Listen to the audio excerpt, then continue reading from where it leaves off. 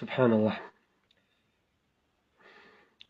ويجزئه الاستجمار إن لم يعد الخارج موضع العادة.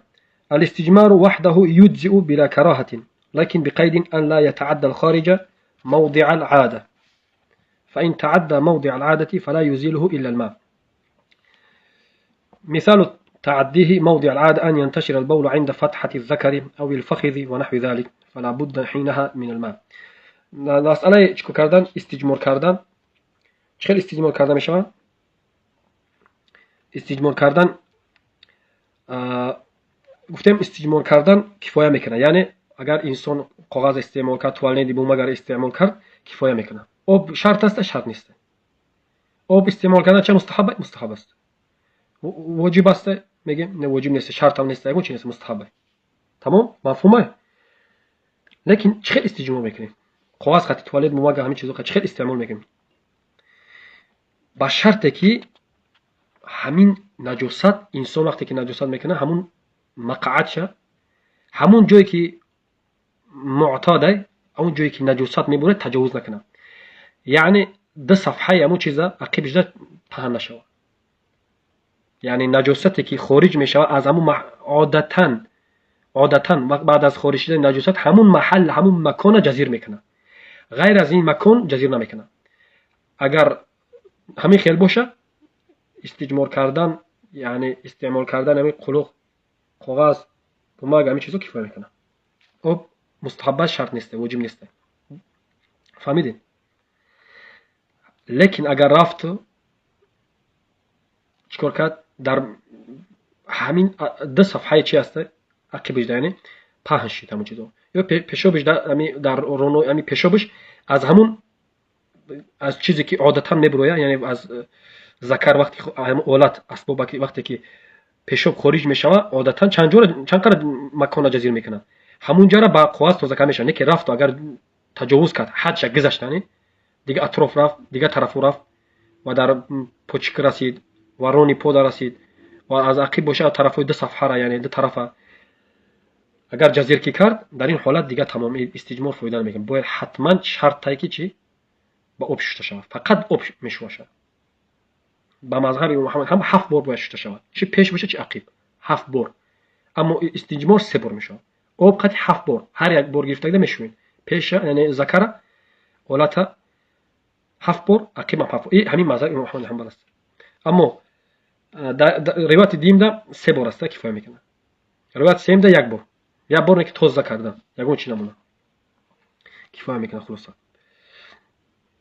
گفته به شرطی که همون مکان ذکر تجاوز نکنه، همون اولاد تجاوز نکنه و از عقب تجاوز نکنه، یعنی گرانیت نگذره، حدود نگذره، حدودی که عادتا میبره. فهمیدین برادرو؟ همین خیلی باشه توزیع کنی بوماگا قطعی همون خوازو قطعی تمام، یگون مشکل نیست، میتونی نمازتون خونین ان شاء الله. آب ضررتون رسونه و هم ضررتون هم نرسونه شرط نیست، مستحب فقط. ويشترط الاستجمار بأحجار ونحوها أن يكون طاهرا منقيا. أكيد مو ده مسألة چی میزنی؟ با چه چیز توزیع کرده میشه؟ استجمار کرده میشه. الاستجمار يشترط له شروط. شرطی که أن يكون ما يستجمر به طاهرا فلا يكون نجسا ولا متنجسا. این که باشد همین سنگ یا کلوخ یا کاغذ عینش تازه باشه و نجاست نباشه، یعنی سنگ تازه استعمال کردگی نیست و کلوخ تازه، بوماگا توالت بوماگا کاغذ همین چیزا تازه، یعنی اصلش این یک چیزه. و نجس ما كانت عینه نجسة كالروث. مثال با چیز با نجاست نمیشه دور کرده، مثل سرگینی، سقطی، سرگینی، خوک، خر، همین چیزا قطعی نمیشه. و المتنجس ما طرت عليه النجاسة. لحديث ابن مسعود رضي الله عنه قال: أتى النبي صلى الله عليه وسلم الغائط فأمرني أن آتيه ب3 أحجار فوجدت حجرين والتمست الثالث فلم أجده فأخذت روثة فأتيته بها فأخذ الحجرين وألقى الروثة وقال هذا ركس. در حدیثی که بخاری روایت میکنه از عبدالله بن مسعود رضی الله عنه، پیامبر صلی الله علیه و سلم وقتی که قضای حاجت اومدن، قضای حاجت کنی رفتن، عبدالله بن مسعود گفتن که ماده 3 سنگ بیار. 3 سنگ بیار گفت. عبدالله بن مسعود میگه من رفتم سنگکوی 2 سنگ یافتم. 2 سنگ یافتم، 3 سنگ نیافتم. و رفتم بجوی سنگ یک چی آوردم، یک سرگین آوردم. سرگین همون چیزی که از حیوان خارج میشه. میگه یک سرگین آوردم. پیامبر صلی الله علیه و سلم همین 2 سنگ گرفت و این سرگین پرتافت. نگرفتش. گفت این چه؟ این گفت نجس است. پرتافتش. از این حدیث فهمیده میشه که استجمار کردن میشه به چیزی نجس استجمار کردن میشه. متنجس قطعا نمیشه و نجس قطعا نمیشه. متنجس اون چیزی که عینش تازه اینه که نجاست طول شدگیه. نجس چه؟ همه بالکلی چه نجس است. بالکلی چه؟ هم عینش نجاست است. مثل سرگین از خر. این یکم چیز چی عینش تازه باشه. متنجس هم نباشه، نجس هم نباشه. همون چیزی که استعمال میکنین. دیم شرطش ان يكون منقيا لان المقصود بالاستجمار الانقاء فلا يجزئ الذي لا ينقي كالاملس جدا والزجاج والفحم والرخو ونحوه. دیم چیزی که همین چیزی که شما استعمال میکنین تازه کنه همین محله. استجمار کرده شوه، تازه کرده شوه. یعنی میشه با شیشه تازه کنین. نمیشه. میشه با یگون چیزهایی که سنگایی که الماس است، سنگایی که مثل رنگ کافل است، رنگ یعنی نجاست دور نمیکنه. شیشه همین چیزا، همین چیزی که جنس همین مثل شیشه وری چیزا املاس، یعنی همین چیزا دور نمیکنه. یا که قمقت میشه دور کرده، یا که چیزهایی که در نمیشه نجاست دور نمیکنه، یا که میریزه، میقپینش میریزه، مثل یگون چی کلوخوی که بجونه قپیدن میریزه، مایده مایده میشه. فهمیدین؟ یا که دور چیزی که دور کرده نمیتونه، عینش تازه هم باشه، نه که اگر دور کرده نتونه نجاست این صحیح نمیشه استجمارش. وضابط الانقاء في الاستجمار ان يزول اثر النجاسه ولا يبقى الا اثر لا يزيله الا الماء. استجمار کدام حالت میگم که استجمار یعنی کفایه میکنه. چند تا یعنی 3 تا استعمال میکنه، 3 بار، کمترش 3 بار، یک بار نمیشه، فراموش نکنین. استجمار با یک بار هم نمیشه، 2 بار هم نمیشه، 3 باره. 3 کلوخ. اگر یک کلوخ کلام باشه، سنگ کلام باشه، 3 طرف داشته باشه میشه، لازم میوه. لیکن 3 تا باید اقل، کمترین چیز 3 بار. فهمیده؟ 3 بار باید تازه کرده شود. لیکن اگر 3 بار تازه نشید 5 بارش میکنین. اگر 4 بار تازه شید یک بار دیگه دبافش میکنین، اضافهش میکنین 5 بار. 5 بار تازه نشید 6 بار تازه، 7 میشه اضافه میکنین. ویتر دینه قطعش میکنین. فهمیده؟ و این چیستا این عین نجاست دور میکنه، اثر نجاست دور میکنه. لیکن یک جزء باقی میمونه که آب فقط دورش میکنه. اگر همه چیز دور کردین دیگه یگون چی نمونه، یعنی 5 بار استعمال کردین، 3 بار استجمار کردین، 5 بار کردین، یا 7 بار کردین، تمام تازه شد. لیکن میمونه یک اثری که فقط آب دورش میکنه، دیگه وای ضرر نداره. خلاصه و غير عظم وروث وطعام ومحترم ومتصل بحيوان الا يكون عظما ولا روثا. این که یکم شرطش این که نجس نباشه، عینش متنجس نباشه. دیم شرطش این که تازه کنه همین چیزی که استجمار میکنین نجاست دور کنه. گفتیم که شیشه و چیزا و رنگ همین چیزایی که قاب و همین چیزا نباشه. سوم چیز این که استخوان نباشه و سرگین نباشه. استخوان نباشه و سرگین نباشه. و ذلك لانها طعام الجن وعلف دوابهم. زیرا اینکه استخوان طعام جن ها است و سرگین طعام حیوانشون است. كما في الحديث أن النبي صلى الله عليه وسلم قال للجن لكم كل عظم ذكر اسم الله عليه يقع في أيديكم أوفر ما يكون لحما وكل بعرة علف لدوابكم. این حدیث مسلمه از عبدالله بن مسعود رضی الله عنه. در این حدیث پیامبر صلی الله علیه و سلم گفتند، بر جنها گفتند که برای شما هر استخوانی که یعنی هر حیوانی که به طریق شرعی ذبح کرده شده باشه، وقتی که مسلمان ها استعمال میکنن اون گوشت هایی را که اون حیوان هایی را که به طریق شرعی ذبح شدگی هستند حلال هستند، وقتی که ما استعمال میکنیم استخواناشون چی هست؟ میمونه که استخوان نمیکنن که انسان ها استخوان ها چکار میکنیم؟ میپرتویم. همین استخوان ها را جن ها چکار میکنن؟ استعمال میکنن.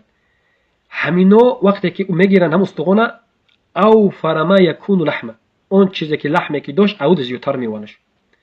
یعنی یک نفر گرفت پوچه که گوسپند خورده گوشتش استخوان شاید پرتو هم استخوان گوشتی که اول داشت او زیادترش الله سبحانه و تعالی قدیر است همه چیز پیداش میکنه و جن ها چیکار میکنن؟ استعمال میکنن.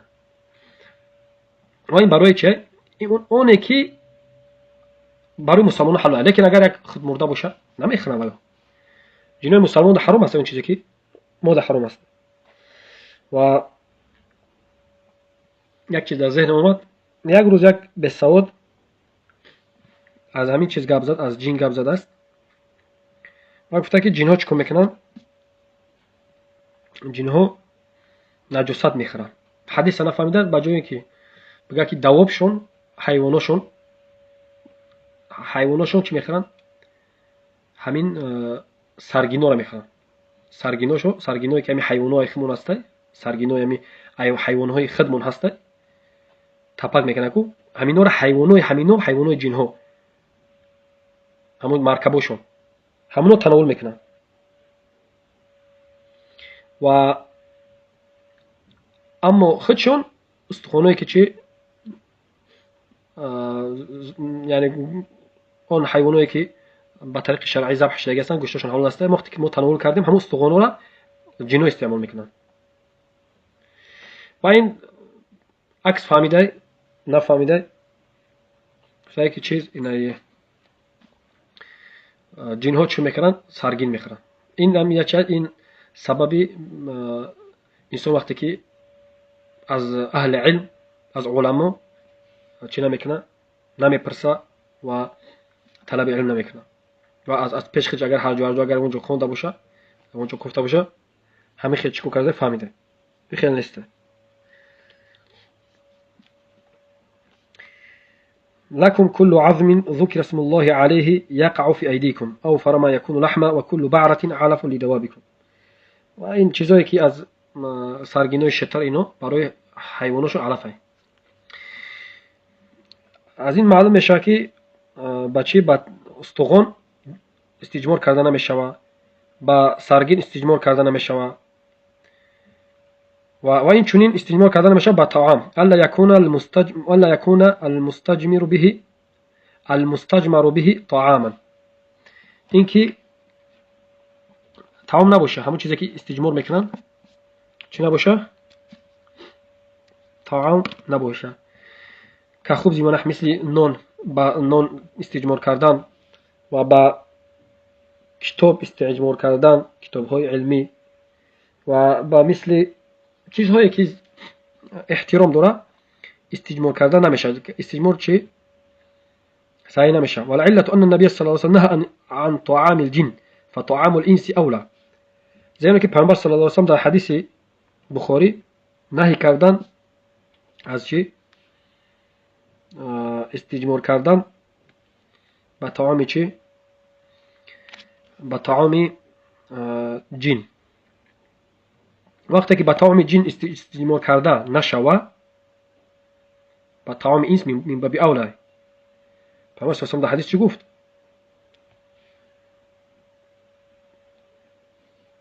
نهی کردن از چی؟ از استعمال کردن طعام چی؟ یعنی وقتی که انسان ها با استخوان استجمار نکنن، وقتی که مسلمان ها با استخوان استجمار نکنن و با سرگین استجمار نکنن، سرگین طعام چیه؟ حیواناشونه. استخوان طعام خودشونه. وقتی که ما اگر جایز نباشه با طعام آنها استجمار کردن، با طعام خودمون من باب اول جایز نیست. طعام آنها استخوان است که طعام ما چی است؟ نان. با طعام خودمون من باب اول جایز نیست. و ألا يكون محترما ككتاب علم ونحوه مما فيه ذكر لله تعالى. خلاصة بكتاب علم هم جایز نیست استجمار کردن. ألا يكون متصلا بحيوان، و این چنین از چیزایی که متصل به حیوان است این جایز نیست استجمار کردن. كما لو استجمر بذيل بقرة أو رجل شاة ونحوه. مثلا استجمار کردن با دنب گاو. در یک جا مثال گاو است، گاوش یا که گاوش اشتگی در نزدیکی گاو چیکار میکنه؟ استجمار میکنه، قضای حاجت میکنه، بعد همون دنب گاو میگیره، بعد چیکار میکنه؟ استجمار میکنه، یعنی تازه میکنه هم محله دنب گاو قطعی جایز نیست. یا اینکه استغفر الله،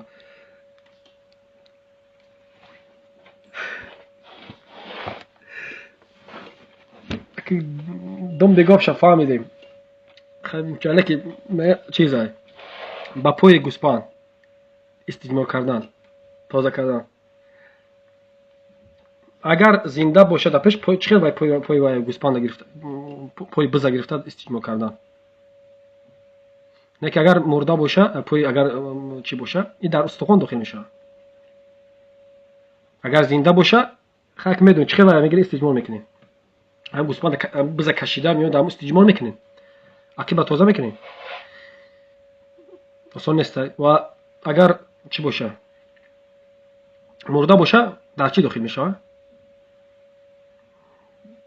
دو حالت داره. یا طعام است به طریق شرعی ذبح شدگی است، چه طعام احترام ده داخل میشه. در چی داخل میشه؟ در چی طعام انسان ده، طعام انسان ده داخل میشه، جایز نیست به طعام چی استعمال کردن. اگر مرده باشه چه نجس است، همون پوچه خود مرده گفتیم که ما ابین من حی فهو کمیتته. اون چیزی که از زنده قطع کرده میشه حکم مرده شده داره اگر قطع شدگی باشه. یا خود مرده است پوش کلته کردن پرسیان، یا اینکه زنده پوش کنده شده. خلاصه به هر حال این چیز است جایز نیست. والعلة ان الحيوان له حرمه اشبه المطعومه. یعنی که حیوان با احترام داره بخچه. حیوان یک یا مال است. مال چی است؟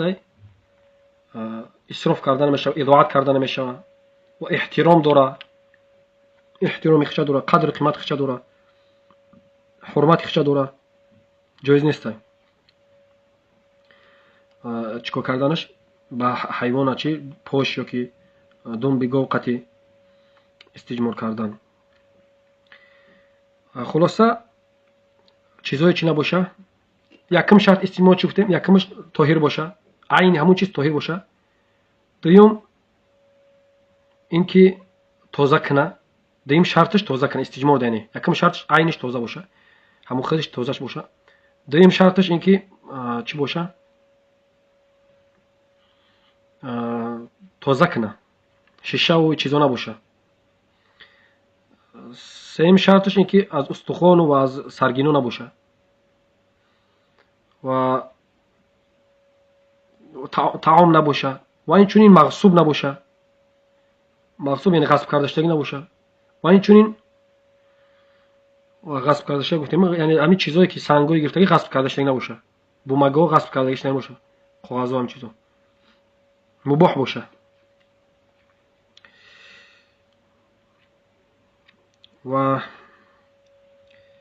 ويشترط 3 مساحات منقية فأكثر ولو بحجر ذي شعب ويسن قطعها على وتر.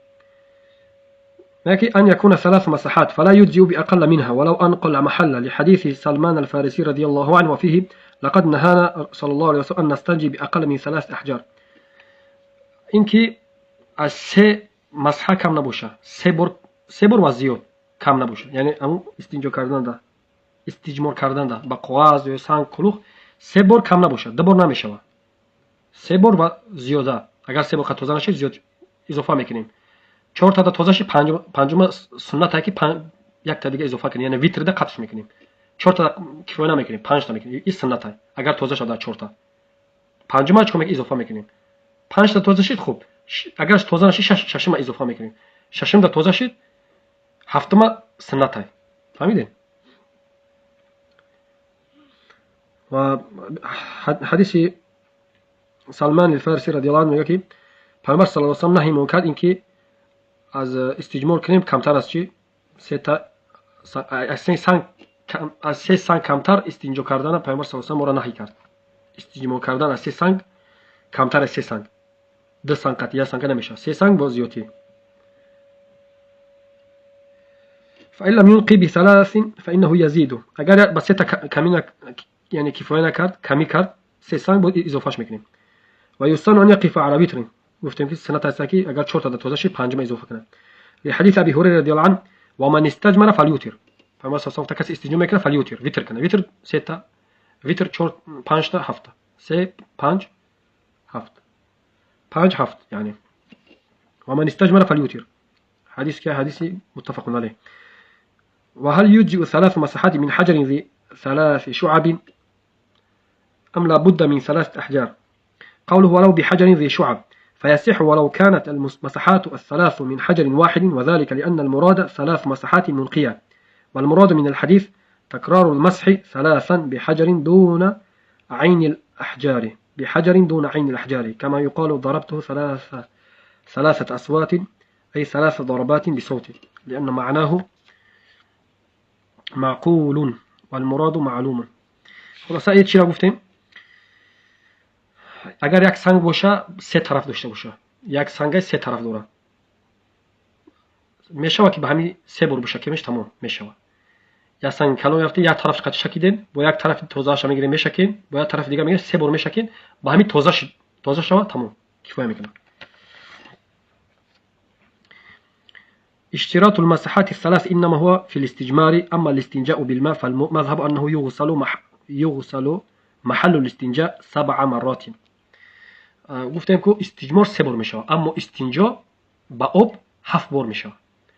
پیش عقب فرق نداره. 7 بار با آب، با سنگ قلوب 3 بار.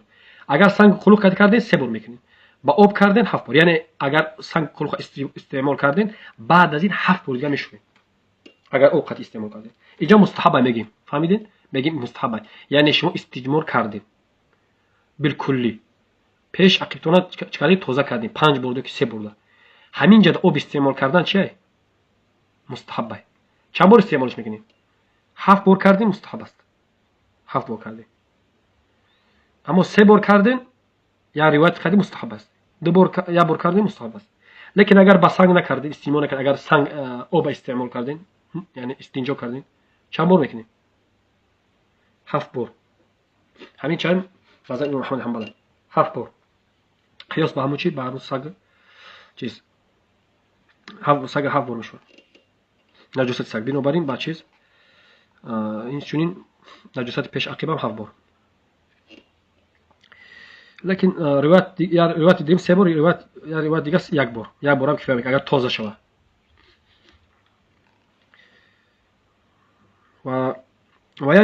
ويجب الاستنجاء لكل خارج إلى الريح، أي أنه يجب الاستنجاء أو الاستجماء لكل خارج من السبيلين، لقوله تعالى وثيابك فطهر والرجز فاهجر. فلما نص على تطهير الثياب كان تطهير البدن وإزالة النجاسة عنه من باب أولى. وواجب است استنجا کردن، هر چیزی که میبروید. استنجا کردن، حکم استنجا کردن و استجمار کردن چیه؟ بسیار مثال میپرسم میگه حکمش چیه؟ استنجا، استجمار اینو حکمش واجب است. واجب است شستن چی؟ یعنی عقب. اگر فقط شستن قطعی اگر خواهین کفایه کنین، اکتفا کنین، شستن واجب.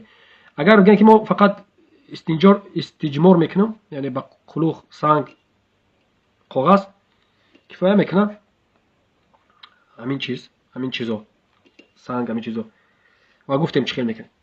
و آب چی در این حالت آب واجب نمیگیم، آب میگیم چه مستحبه. یادش میکنی واجبه، یعنی یادش بگیری آب میگیری یا که سنگ همین چیزا را.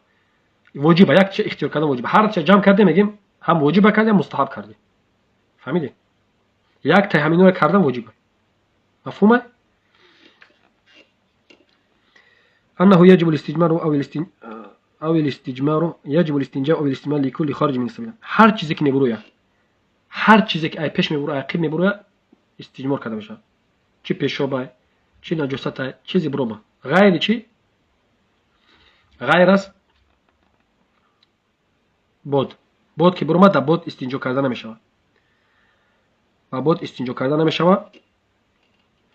و این چونین و شاید ذکر میکنه ما يجب الاستنجاء لكل خارج الا الريحه گفتیم واش دیگه.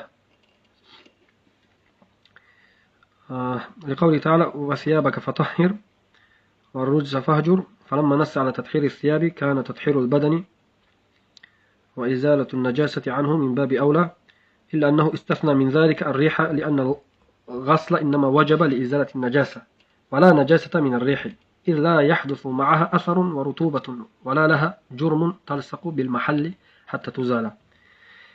الريح يقول چیز نداره خلاصه، یعنی يقول جرم نداره، یعنی یک چیز اثر نداره. برای همین که بعد از خارج شدن بود یعنی شما دا چی واجب نیست استنجا کردن، بلکه مستحب هم نیست، بلکه بدعت گفتن. کسی به همین بود برآمده رفته استنجا میکنه بدعت میکنه. یعنی استنجا کردن قطعی یعنی با بود برآمدن استنجا کردن نمیشه، استجمار هم کردن نمیشه، هیچی نمیکنه. یعنی طهارت دست رو میگن کو همون رو میگن. اصلا طهارت همون رو میگن. طهارت همون رو میگن. وقتی که یک چیز دیگه در ذهن ما این برای تمی فهمای غلط اصلاح کردن. وقتی که شما طهارت میفهمین گوش کنین، انتباه بدید. طهارت همون طهارتی میگم معده میکنم، این نیست خیلی گپ طهارت معده. من میرم طهارت دست رو میکنم، نگاه کنین چیکار میکنی؟ من طهارت دارم نه که دست رو میکنم. تأمل کنین، یک دقت کنین. من طهارت دارم نه که میرم طهارت دست رو میکنم. چی فهمیدی این معده؟ این انسان معنی را داره که هیچ نفهمیده. همون رفتن که طهارت میکنه همون میگه طهارت. او پایان شدن و طهارت نیست. او ازالت نجاسته. تو نجاست همون بدن خارج کشید، استجمار کردی یا که با آب شوشت استنجا کردی، یک چیز دیگره. این چرا میگن؟ آیتی که در طهارت نازل شده است خالص همون طهارت میگن. در اونجا چی هست؟ دستور شستن، رو را شستن. اگر با مستحبات چه مسئله کنیم، اگر فرضش قطعی بگیم رو را شستن لازمی ان شاء الله. رو را شستن است، دستور شستن است، سر ماسک کشیدن است، پر شستن نمیگن. رو را شستن و سر دستور شستن و یک باری همه یک باری. رو گفتم دهان بین داخل میشه. دستور شستن یک بار فرضه، سر ماسک کشیدن و پر شستن. انا این میگه طهارت. انا میای. فهمیدین؟ همین رکنای طهارت، فرضای طهارت دیدین؟ انا میرم میگه طهارت. اما توالت رفتی استنجا کردی و پیش عقب تا توزه کردی شستی، این طهارت نیست. این طهارت عموما در ذکر کردیم که طهارت ده من باب چی ازالت نجاست گفتیم از بدن لباس چی داخل میشه طهارت ده. طهارت لیکن طهارت که شما وضو میگه اون نیست. وضو در زمان عربی وضو این دیگه چیزای اون چیزایی که پایان کشیشته این دیگه، یعنی پایان شدن ازالت نجاست داخل میشه. فهمیدین؟ شما نجاست از بدن تو دور میکنی. اما طهارتی که شرعی وقتی که طهارت وضو میگن انا می چیزی گفته، یعنی از این فهمیده میشه چیز این مفهوم فهم اون چیزی که اینو فهمیده خطاست. میگم طهارت دستور میکنم، نه طهارت دستور نیست، میره طهارت میکنی. اون پایانشتگی تگون چه علاقه نداره با این طهارت. این هم خطای دیگه، خطاتون برادرها پاک کنین، اصلاح کنین چه داره که مردم خطا فهمیده بسیار چیز داره.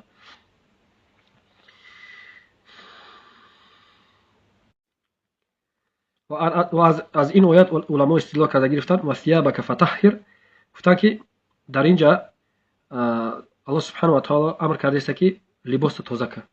پیامبر صلی الله علیه و آله لباس تازه کن. وقتی که میگه لباس تازه کردن این چی باشه؟ وقتی که انسان پیش از در عبادت داخل بشه لباس وقتی تازه کنه بدن من باب اولى میگه فلما نص على تطهير الثياب كان تطهير البدن وازاله النجاسه عنه من باب اولى. بدن تازه کردن و چیکار کردن؟ ازالت نجاست از بدن دور کردن من باب اولى. وقتی که از ما لباسمون وقتی تازه کردیم یعنی بدن اولاتر است تازه کردنش از جایی که نجاست پیش عقیم میبره کو، یعنی همینجا را تازه کردن پیش از لباس اولاتر است، مهمتر است. فهمیدین؟ استدلال از چی؟ از همین آیات. بر چی؟ بر استجمار کردن و استنجا کردن، یعنی واجب بدن، یعنی دلالت میکنه آیات با واجب بدن استجمار کردن و استنجا کردن. زیرا اینکه تطهیر بدن، ازالت نجاست از بدن مقدم است و اهمیت زیادتر است از لباس. و ثيابك فطهر گفت الله سبحانه. و روز فجر، روز یعنی شرک، عبادت الاوثان، فجر یعنی ترک کردن روشیدن. الا انه شفتم الا انه استثنى من ذلك الريح لان الغسل انما وجب لازاله النجاسه ولا نجاسه من الريح. در بود ریح نیست، در بود نجاست نیست. اذ لا يحدث معها اثر ورطوبه ولا لها جرم تلصق بالمحل حتى تزال. نست مقصد يا بودايدا. قال الإمام أحمد ليس في الريح استنجاء في كتاب الله ولا في سنة رسوله إنما عليه الوضوء. هذا إمام أحمد بن حنبل رحمه الله میگه که در چیز مسائل امام عبدالله بچش، در مسائل بچش عبدالله بن احمد میگه که میگه در همین ریح، یعنی در باد برآمدن، نه در قرآن نه در سنت پیامبر صلی الله علیه و سلم یگان چیز دلیل نیست، یگان دلیل نیست برای باد برآمدن استجمار کردن، یعنی یگان دلیل نیست. فقط چیز طهارت میکنن، باد که برآمد میره طهارت میکنی، اما استجمار نه. و این چنین منی گفتن منی برای اگر از انسان واجب نیست استجمار کردن، استنجا کردن واجب نیست منی برای. میگم منی چه طهیره، فهمیدین؟ و این چنین ذکر میکنم یگان چیز میگه خشک خارج شود، یگان سنگ برای میگن یگان سنگ خشک اگر از انسان خارج شود استجمار نمیکنه، یعنی سنگ خارج شود از پیش از عقبش، یگان چیزای خشک قاق خارج شود استجمار کرده در اینجا واجب نیست. نه استنجا نه استجمار در اینجا واجب نیست. معنی دام میگم واجب نیست، مثل همین چی بود. میگه از این ازرو که چیزای طاهر است تازه. ولا يصح قبله وضوء ولا تيمم.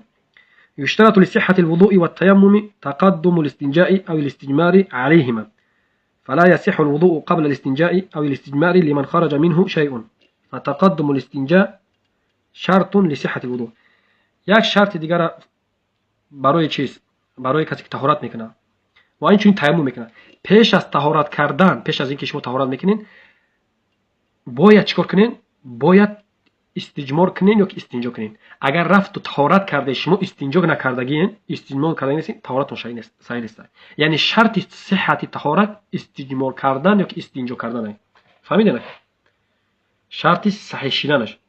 یعنی چخیل یک نفر میگه چخیل وای استنجا را نکرده طهارت میکنه، میشه یک نفر شتگی در یک جای قضای حاجت میکنه، در همون جا پیش آب است، آب هوی میکنه، میتونه دستش روش طهارت کنه که شتگی در همون جایی که مثل کرسی همون حاجت خانه حاضر در کرسی وری میشینه، دستش میشه قضای حاجت کرد، استنجا کردگی نیست، استجمار کردگی نیست، یعنی شتگی نیست پیش عقب شه طهارت میکنه.